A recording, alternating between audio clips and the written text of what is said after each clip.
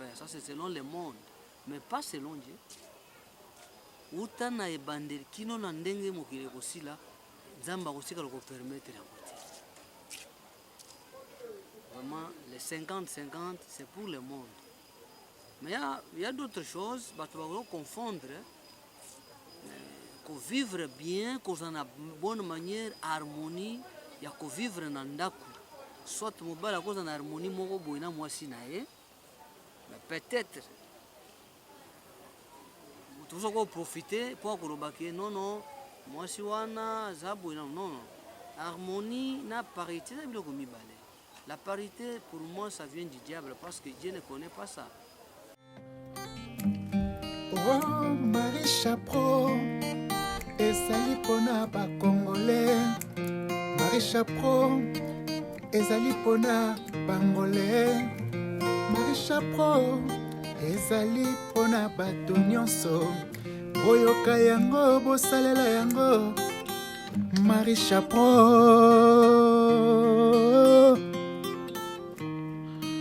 ezali kopesa information bagaga ya bien ekopesa bino information ya mboka ekopesa information ya ekolo.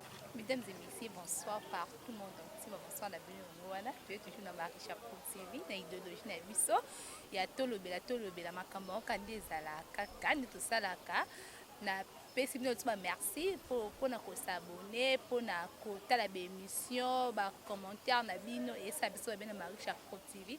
Lelo tokuta esta rendez-vous na biso ya micro nde tolobela ngo kaka Marie Chapro TV, abonnez-vous massivement. Tonton Richard Madeka bonsoir partout d'ici Kozali na pesi bonsoir biso merci na ozo sala. Ya dinga ya ba émission na biso ya Isabelle Gandombele, merci na patience et puis na ko landa biso partout toujours na caméra na biso na sima ya Marie Chapro TV. Leo na suki wana te nazana invité na biso papa na biso. Oui papa na biso boyebi Elibea moko aussi atina suka.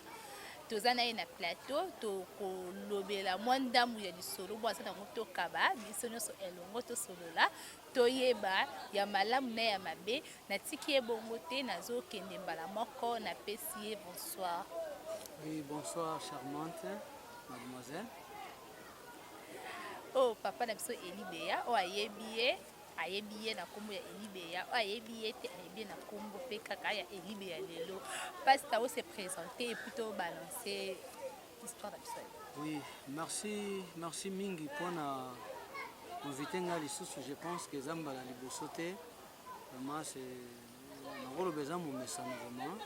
Merci mingi lingo si ko pesa ngandi ngisa ya koleka na maisha Pro TV pour na koloba vraiment. La pêche premièrement, présentement, merci Mingi. La bonne sanité, notre caméraman Ben Kandombele, et puis notre papa Nabiso, Richard Madeka.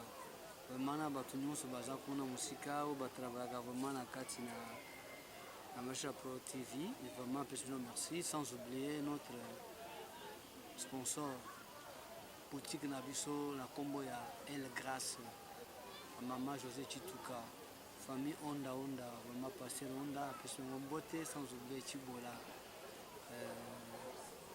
Joyce, Mazali, vraiment le collaborateur Nabiso, na petit Nabiso Chirobota, la combo ya Graciel, et puis le petit c'est qui là, notre petit Gradi.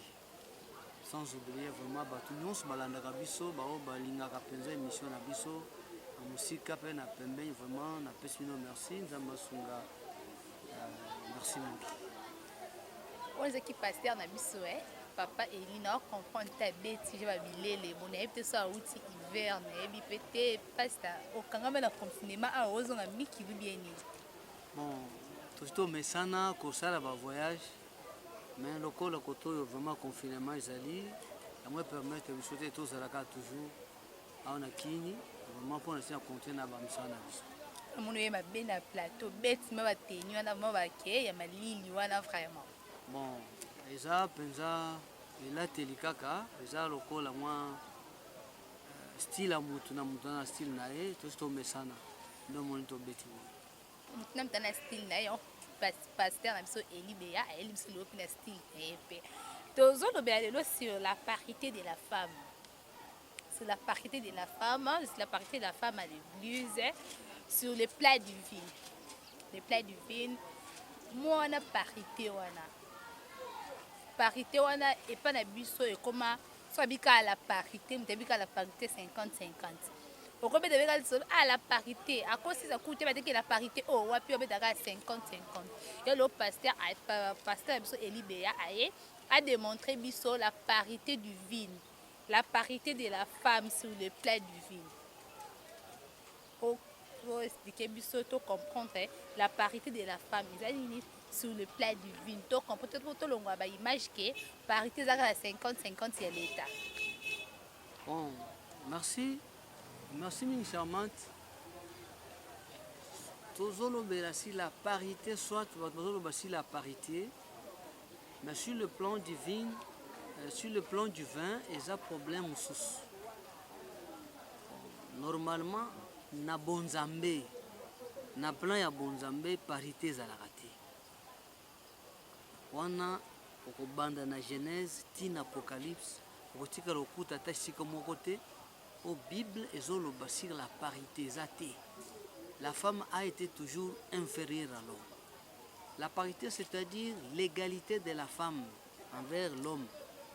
Tout ce que l'homme peut faire, la femme a aussi la capacité de le faire. Ça, c'est selon le monde, mais pas selon Dieu. Utana ebandeli kino na ndenge mokile kosila nzamba kosika loko permettre ya côté. Vraiment, les 50-50, c'est pour le monde. Mais il y a d'autres choses, bah, tu vas confondre. Qu'on vivre bien, qu'on ait une bonne manière, harmonie, il y a qu'on vivre dans ndaku. Soit tu as une harmonie, moi si mais peut-être tu vas profiter pour que non, moi si wana non, non. Harmonie, na parité, la parité pour moi ça vient du diable parce que Dieu ne connaît pas ça. Dit la parité sur le plan divin, c'est-à-dire aux alliés qu'on y est l'autorité établie par Dieu sur la terre. Même si nous allons en Genèse chapitre 1er, verset 26-28, pour comprendre bien que Dieu dit ceci, Dieu créa l'homme et la femme. Au départ, il n'y avait pas, la supériorité entre l'un et l'autre. Tout au départ. Il y a bien pour comprendre. Tant qu'on a sala mwasi na mobali, bango bazalaki na niveau moko. C'est ça ce qu'on dit la parité. Bazalaki na niveau moko, oyo azalaki likolo ya moninga azalaki te. Parce que tout était égal. Mais lorsque tokomi na temps ya chute ya l'homme, dans Genèse 3, ce que otangi bien, okomona déroulement lolenge nyoka ye pa ya mwasi ya Eva abandi kosolola na ye atunie mituna mwasi apesi ba réponse après sima mwasi akwei so pusani à partir ya 10e 11e le jugement ya Nzambe ebandi tango jugement ya Nzambe ye avant le jugement c'était la parité. Parce que c'était dans le plan de Dieu, c'est Dieu qui avait fait ça. C'est-à-dire tout ce que Dieu dit reste toujours. Ce qui n'a pas changé, le côté, on va changer. Wana ezalaki vraiment na sens wana. Tant que tu combines Genèse chapitre 3, à partir du 16e verset, des jugements ya mobile, ya mwasi. Nzamba yebisi mwasi bien. Nani oya yebisi yo? La question à moi, je dis que les serpents m'a séduite. C'est pourquoi j'en ai mangé. C'est-à-dire à transcender, à désobéir, à boycotter ça, oyo nzamba lobaki. Na kozanga kotosa na ye, ndeskoyo bakiti sa ye, balongola dignité, oyo ezalaki likolo na ye. balongola nkembo oyo ye azalaki nango bakitisa ye. Qu'est-ce que la Bible nous dit? La Bible nous dit ceci. Il dit à la femme, c'est Dieu, j'augmenterai la souffrance de tes grossesses et tu enfanteras avec douleur. Et tes désirs se porteront vers ton mari et il dominera sur toi. Nous comprenons facilement, bel ou bien que, avant l'acte que la femme avait fait, ils étaient tous sur le même plan. C'est ça ce qu'on peut dire, la parité. Mais lorsque la femme a fauché, Dieu lui a dépouillé. Je vais donner, il y a vraiment exemple, on appelle ça. Mon amagamozo le gana présent na katina mokili, surtout na Congo na biso. Je crois Bartebele Bayebi histoire wana l'Assemblée nationale na biso ya mboka na biso. Zaki na vice-président au assemblée na kombo ya habité ba toujours ba comprendre quand même, c'est Jean-Marc. Mais Jean-Marc Kabunda ba dépouiller. Est-ce que ça toujours président? Non. Ça vice-président? C'est-à-dire ba dépouiller. À supposer que ceux qui en dimi abano kota na kati ya ni assemblée. Est-ce que ya kozala na idée moko ndenge moko na oya zaki liboso? Ba motion na yo ya kopesa, est-ce que ekozala pour un avantage? C'est ce que la femme fait aujourd'hui. Quand on parle de la parité de la femme, c'est-à-dire il y a un combat entre Dieu et la femme. Pourquoi? Entre la loi divine et la loi de la nature. Je ne peux pas dire la loi de la nature, c'est la loi satanique parce que la femme est en train de chercher à rehausser aussi pour devenir ce qu'elle était auparavant. Mais Dieu a déjà dit que tu enfanteras avec des douleurs. J'augmenterai. Même si tu vois aujourd'hui, il n'y a aucune femme qui... il faut qu'elle douleur. C'est la loi divine. La loi divine plutôt. C'est-à-dire, moi si jamais à koki kozonga lisusu na pouvoir wana. La parité de la femme ezaki Adam na Ève na kati ya jardin eralia ki mbumba zaki ba ono so bazaki na même plat la parité de la femme. Maintenant sur le plat du vide eza moi si akonde nzamba kati ke moi ça ko bota na douleur. C'est à partir de là péché, péché wana nde est commis sur le plat du vide. Oui oui. C'est-à-dire à partir de là oya salaki nzamba dépouiller a longoli a destituer na pouvoir na ye. Yango est commis le plat du vide. Écoute, sikoyo lokola aza déjà ya kokita nde sikoyo mo wana parité ezolinga kozoleni ko relever ye pour zongra niveau ye azalaki mais kosimba te parce que Dieu a déjà dit. La parité ça ne peut pas se faire parce que c'est Dieu qui a dit Nzambe nde muto alobaki ke yo mobali désir na yo nyonso ekozala yo kotelela mobali mais ye akodominer, c'est-à-dire domination, c'est-à-dire la supériorité. La supériorité se trouve chez l'homme, pas chez la femme. Moi si azana makoki te likolo ya mobali mobali nazana makoki selo Nzambe, mais moi si akelamaki po ete azala mosungi kosunga mobali eza koloba te yo okomi na lolenge moko na ye te. C'est des choses différentes. Aider et égalité, c'est des choses. C'est-à-dire, le mot parité, ça vient du diable. C'est le diable qui veut l'égaler. Pouvons-nous aussi accepter la parité dans l'église? Jamais, ça ne peut pas se faire. Dans le plan du vin, ça ne se trouve pas. Dieu n'a pas autorisé une femme nulle part. Mais les autres, tout le monde a bâti, ça, miracle, ça, la bombe, la veine, on a ce qu'on est botuna bango basi oyo bateaka wana bayebisa bino verset de base parce que nous les chrétiens nous avons notre référence, c'est la Bible. La Bible nous la prenons comme la pensée divine de Dieu. C'est ça et si que la ordre na biso nulle part ko bande na Genèse jusqu'à l'Apocalypse moi c'est tikala ko Nzamba pesa moi si autorité ya côté ya te. Soki bango wana bazana ba verset banebisa biso verset ils ont permettre que moi si un na sacerdoce ya Moïse mwasi kutu azalaki pembeni te meme na sacerdoce ya Christ tokoloba malamu Yesu mama na ye oyo abota ye Maria ntango Jésus akufaki eloba parcelle na ngai onda ntango Jésus akufaki alingaki aloba ete bayekoli balinga balobaka ete Marie lokolo yo de mama ya mokonzi zwa église na yo yango wana kamba Maria atikala kosala ngo te mokolo Saint-Esprit yaki basi bazalaki sur le na kati na salon bazalaki 120 personnes mais basi bazalaki na kati mwasi moko atikala kozwa autorité te nulle part. Paul azoloba na 1 Corinthiens chapitre je crois c'est 14 hein? 1 Corinthiens chapitre 14 verset 33 ceux qui osent kende kuna lobi je ne permets pas la femme de parler dans l'église alobi eza ordre du Seigneur. Ordre wana bien sûr c'est l'ordre du Seigneur. Pour apporter Paul Mutalobango. Pourquoi pas ordre wana depuis ba année wana ba année wana oya ba Jésus wana jusqu'aujourd'hui ça qui non teke nde bande kokende et banoki et là wana ezala nango ke moi ça ozo parole te devant mibale.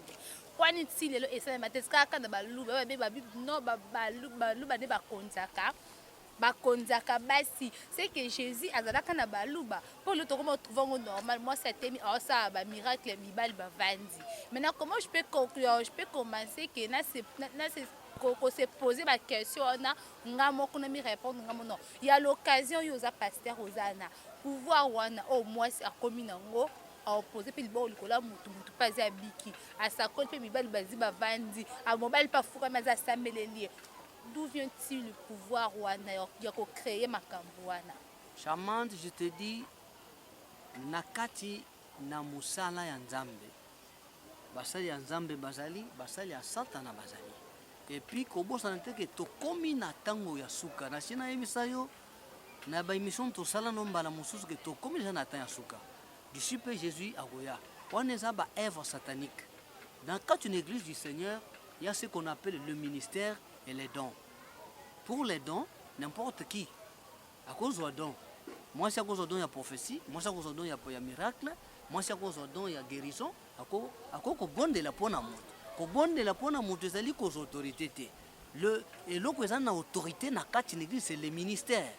Or ce qui otangi Ephésiens chapitre 4 à partir du 8e verset, bakoloba bien que oya mataki, nde oya kitaki. Tango akitaki amemi baumbo. Les baumbo ce sont des captifs, les hommes, les ministères. Ministère et pesameli na moisité. Je dis et je le répète, c'est la parole de Dieu. Ce qui est en amour, en un verset, il y a qu'à contredire ce que je dis. Ako pesa biso, que ministère et pesameli na moisité. Je ne sais pas. Exacté. Les seuls mutu oyo azali instructeur oyo asunga biso asala po ete biso toyeba Nzambe. L'apôtre Paul abengami apôtre de païen atikala kopermettre te na kati na groupe na azaki na bafoyebe azaki na basentuche badiagonesse un diagonesse ou bien une diagonesse ou bien un diacre azali mutu azali censé ya a certain boy musani akosunga pasteur na kati église locale azalaka localement sur le 4000 après église locale azana eloko ya kosala libanda te c'est-à-dire soki alunga ke par exemple église ya par exemple ya Yolo alunga na Yolo akei na Gombe par exemple ministère na nani musala na ye ezaka kana awa kuna kosala musala te parce que zali aza muto ba poni epa ya bato mais les ministres ce sont des gens que Dieu lui-même a choisi. Sacerdoce pesameli na moisité nulle part. Soki moi j'ai pasteur, na ndenge na yenga na yebi na ngai te, na condamné te mais je dis la parole, je dis la vérité que je connais. Batika ko pesa ministère na moisité. Ça le miracle, c'est ton problème, ça la boye. Na vexé nino le baké, moi ça kosa moi si akosa miracle te. Je dis que moi c'est akosa le miracle. Mais c'est plutôt versé nino et l'acceptation que moi si akosa le miracle te. Akosa le miracle te. Batikela moi si église te plutôt batikela moi si église te batikela moi si ministère te yo bi ministère nza batikela mobali non que moi si maintenant il y a ce verset nini ils ont prouvé que ministère et fait ça quand maboka mobile non que moi si à cause de défense wana te ya ko gérer ministère. Oui, il y a des versets. Ba versets zali belé. Totanga nanu na 1 Corinthiens. Totanga na 1 Corinthiens chapitre 14. Verset 30, 33, Toyoka nini apôtre Azoro.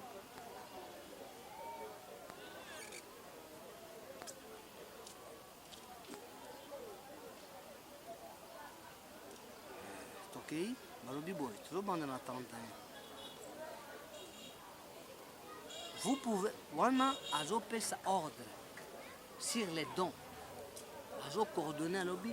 Bokoki ko prophétiser na lolenge nyonso bokolinga mais ezala toujours na ordre na verset 33 lobi car Dieu n'est pas un Dieu de désordre mais Dieu de paix comme dans toutes les églises des saints alobi lokola na ba eklise nyonso ya basantu soki église eza ya basantu yoka eloko bazoloba que la femme se taise. C'est l'homme qui dit. Pas Dieu. C'est l'homme. Non, moi je dis par rapport à Dieu. C'est lui-même Dieu qui a décidé que moi si à côté il y a thé. Oui. Ou bien c'est l'homme. Non, c'est Dieu. Quand on prend Paul, nous prenons Dieu. Tout ce qui est écrit, toute écriture est inspirée de Dieu. Écriture n'est pas bon. Eza yanzambe eza yamutute. Alobi dans l'assemblée des saints. Ce qui est église na bino ya basantu. Moi si akoki koloba, akoki koteya te. Alobi moi si asa nini akanga munoko. Mais oyo mutu afandi na nani baso boyo oloba te. Combien plus fort yo ya koleka liboso pona koloba. Ezate? Yoka. Car il n'est pas permis d'y parler. Et pesameli na moi cité aloba na assemblée des saints. Ce qui est l'église ya basantu ça va kolobate. Mais ce qui est l'église ya bato, l'église satanique, moi ça kolobako à côté de ma pasteur, comme papa apôtre, prophétesse. Wana eza église ya nzambe, église de sainteté. C'est permis à une femme à l'église de prophétiser. Non que à côté, mais c'est pas permis de sens que moi si rôle des akayovana kiti, c'est tout. La femme a des fonctions qu'elles peuvent faire dans l'église. Oui, et il y a encore des fonctions qu'elles ne peuvent pas. Par exemple, dans le sacerdoce, il peut s'amener dans moi cité. Sacerdoce, c'est-à-dire, Moussala ya ba sacrificateur ya banganga nzambe. Tu sais pourquoi ba pekisi parce que la femme était toujours faible na makambo kokoya. Jésus a balate bombe, Jésus a bala kalinga kia ko kisemisala na été. C'est pourquoi bala na été. Polo tozolo ba bala kate. C'est pourquoi kokisa mission na ye aloba mingi kolega ba potre ba balaka. C'est que so obali ezalo kwa mesure de destruction il y a une force, il y a une force de neutralisation. Oui, ko neutraliser mutu et c'est pour être comme na parfait na stature wana nzamba zolukate. C'est-à-dire moi ça na droite il y a côté les manes du haut de la chair na renta partout pour na kodoba te côté oh moi je suis apôtre, je suis... Non, mais il y a des fonctions. Moi, c'est quoi yemba parce qu'ils sont sous ordre. Ils ont un mouton à commander. Yemba, yembi, prophétiser, c'est l'ordre du Saint-Esprit. Parce que tant que moni moyaki et kitaki, il y a mais ministère, il y a qui est pas ya mouton, c'est Jésus lui-même qui a mené ce ministre. Pourquoi n'a pas Pentecôte quand l'esprit était là à connaître Kamibalité mais j'ai dit que selon l'esprit de Dieu, l'esprit se repose sur tout le monde, oui, sur des femmes et sur des hommes. Oui. Mais le ministère n'est pas venu de la femme. Mais le ministère ne vient pas de... Même avec l'esprit. Le ministère ne vient pas avec le Saint-Esprit, mais le ministère est du Seigneur. Mais si c'était comme Je ça, vais pasteur. te prouver. Si c'était Attends, comme ça, pasteur, attends. mais esprit, on est pas qu'ils homme. Comme si esprit, exuit dispensation, et ça, éponyme, moi, cité, éponyme, mobalité, et ça, parce que c'est l'esprit de Dieu. L'esprit là aussi, et quoi, et bien, à 4 non, et puis, banda ko sala musala na ngai, banda ko prophétiser, banda côté à Jamais. L'esprit des prophètes est soumis aux prophètes. L'esprit de Christ est soumis au Christ. La Bible nous déclare bien. Nous avons un seul Dieu. Ah, écoute, à partir du 12e verset, on dit ceci.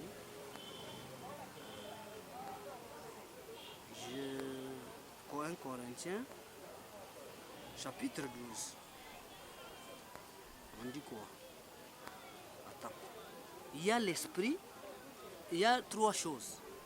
Nous avons les dons, les ministères et l'opération. Les dons, les ministères et l'opération. Il y a encore des 3 personnes qui opèrent, qui travaillent.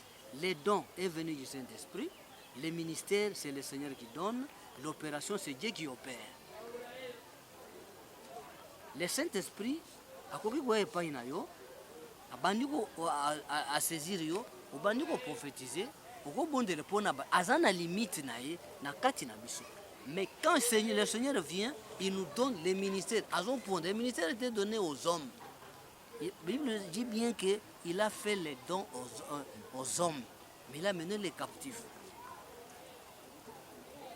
Ephésiens chapitre combien? C'est chapitre 4, verset 8. Il dit quoi? C'est pourquoi il est dit, étant monté en haut, il a mené des captifs et il a fait des dons aux hommes. Les captifs, ce sont les ministres de Dieu comme nous sommes. Moi, je suis ministre prophète. J'ai la capacité, j'ai ma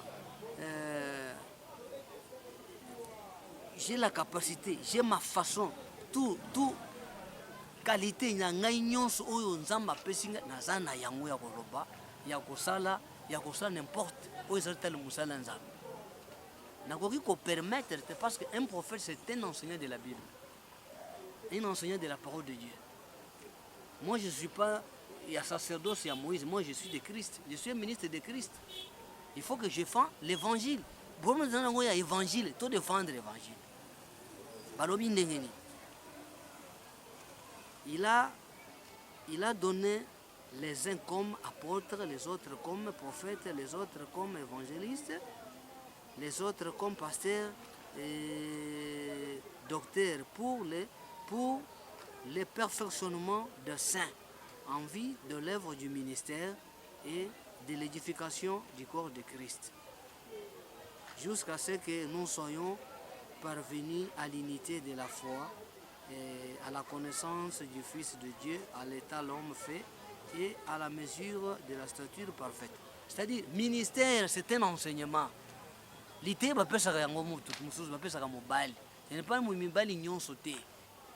On cause la mobile mon ministère était au sein de l'église battant et belé. Mais ministère, ezali musala o ezali c'est une mission spéciale. Pour ceux qui ba pesi mutu ba yebisi lo lenga ko banda tia lo lenga ko silisa. Eza lokolo vision ba confier pa ya mutu. Na bato nyonso basaki na Jésus, eza bango nyonso basala mission te. Quoi que bazo benga ngo les apôtres, c'est-à-dire les envoyés. Na kati ya envoyé mutu mutazaki na musala na ye.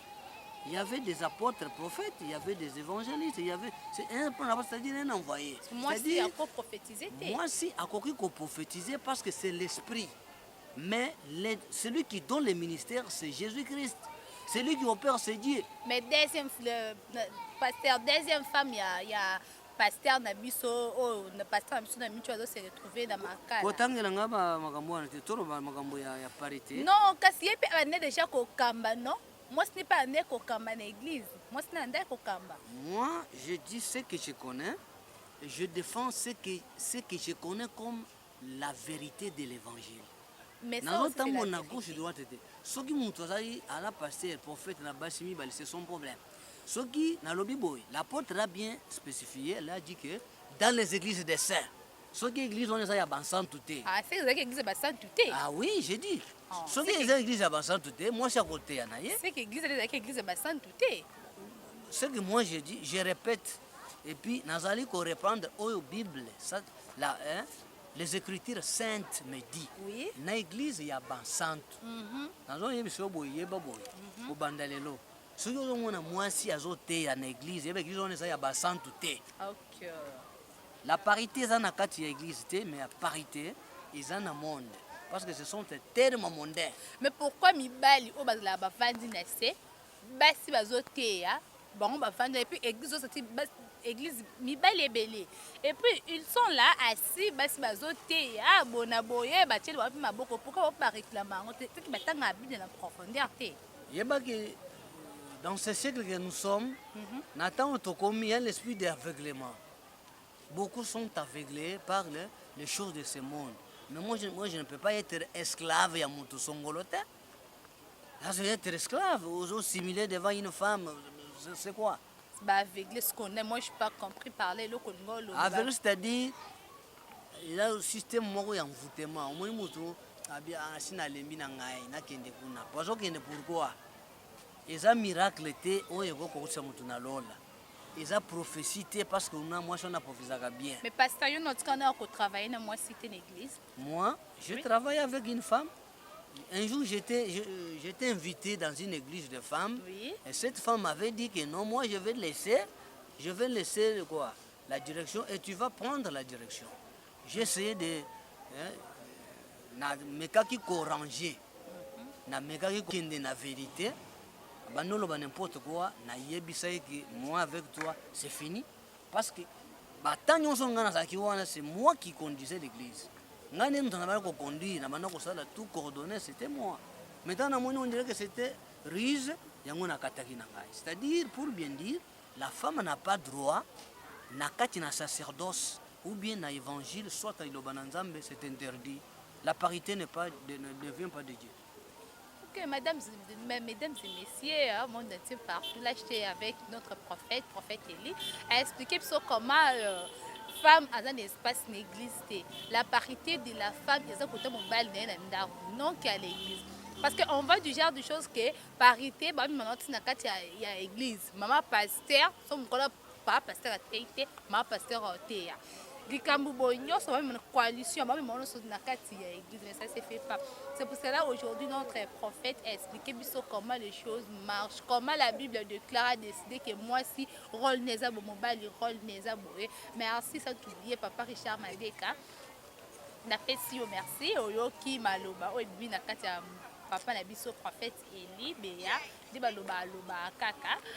Sans oublier Mika Miongo, Ika Miongo la bossa nyote na pesi ombote ba bi cameraman moi filma mais à l'équipe de Yazazate nazo pesa parole côté ya pasteur na biso et puis tout après pour na tout succès émission na biso ya. Oui, merci vraiment mingi. Nazo conclure na korobabo. La parité ne vient pas de Dieu. Parité nzambe asia longola yango ezate. Ezala na ndenge bato bazo comprendre. Même dans la femme est une aide semblable, mais à sa supériorité. Dieu, la parité de l'homme et de la femme dans l'église ou bien dans le christianisme, ils ont le la personne merci Nanga Mingi, la pasteur Henri Honda, vraiment maman José Chibola, sans oublier futur fiancé Gracia, la Bossanité, Moïse Kabasele, Kabasele, petit Nabiso. Manzamba Pamolo Mingi, na Pamboli Azaza Ben Kandombele, Papa Richard Madeka, Charmante Moujani, équipe Mobimba, la Bossanité vraiment, Batu Nyonso, Basala ka fierté Nangai, Ezala Mibali, Ezala Basi, Zambe Asunga Bango, Kola Bamarte, Limbombe, Petit Papa, na Jos Mundele, Oyo Bazaka na bon à bango moko la shop Franklin parce que Franklin vraiment la personne nomboté bandonanga za musika qui José wanzambi na Angola vraiment za mapambo la bango baza ibele makasi sans oublier encore GG Mawete wa Velela na mboka Angola na lwe na Luanda nzambe vraiment pambola bango mingi batu nyonso bayokaka biso balandaka biso partout nzambe apambola bino na pamboli lisusu Aurélie Singaleta vraiment nzambe azala na yo ndako mobimba kimia ezala mama nanga abotanga mutu alakisanga nzela nzambe mama Rebecca Lusamba vraiment siko zwami nzambe azala na yo sans oublier mon fils Ben Eli Chandel Beya la Rose esika zwami nzambe azala na ye Anton Mouluma vraiment na sepeli à la prochaine soki nzambe asungi to continuer to ko se diminuer te pour un siècle pour ça na makambo ebele mais to défendre les évangile oyo ko mema biso na vie éternelle ndelo ya mutuya to sana yango.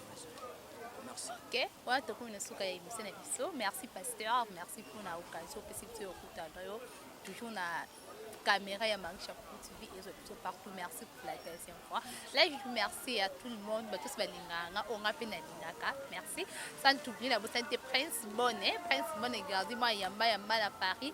Prince Babi l'aidé au fêter anniversaire. Donc, moi, ça malgré tout ça, musique, quand on est au fêter, on a transfert et ça, les motos au fêter, on a transfert. Surtout, les jeux anniversaire, on a déjà bien avant.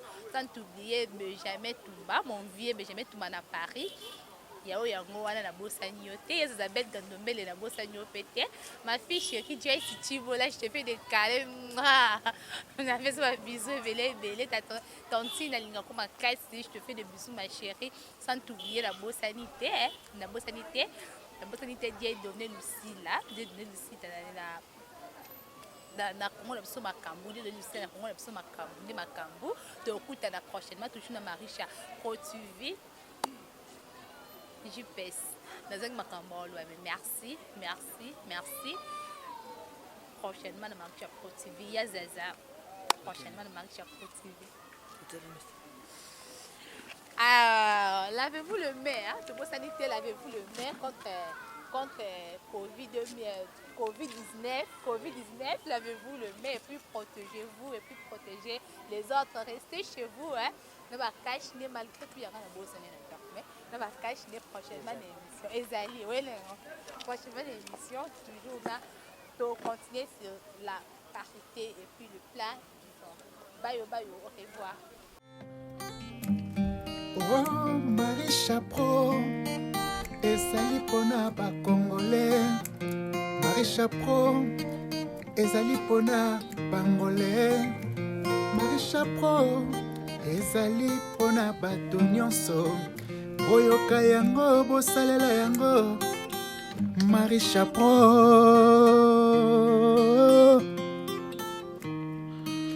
ezali kopesa ba information bagage ya bien ekopesa bino information ya mboka ekopesa information ya ekolo